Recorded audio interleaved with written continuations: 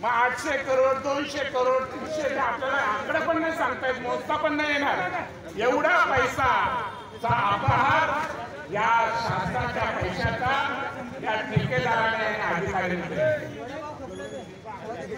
20 वर्ष एक अधिकारी इथे राहतो आणि म्हणून श्रमजीवी संघटनेने आज ठरवलं का तुम्ही विधान परिषदेमध्ये तुम्ही जिंकला असाल,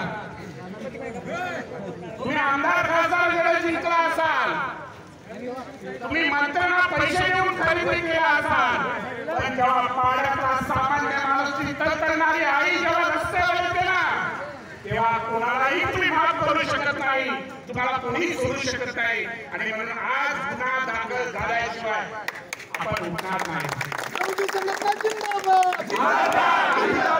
ब्लॅक लिस्टला प्रस्ताव पाठवल्याशिवाय आणि SIT चौकशी झाल्याशिवाय आपण उठणार नाही. एक इतिहास आहे, कुठलाही रस्ता आपण पुण्याला घाबरतो का? आपल्यावर जर दाखल झाले तर घाबरतो का? अनेक केसेस प्राणित आहेत,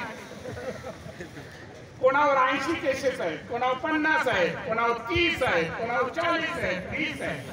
त्यामुळे गुन्ह्याला आपण न घाबरणारे लोक रस्ता अडवला किती सरकार 79 पोरही आमची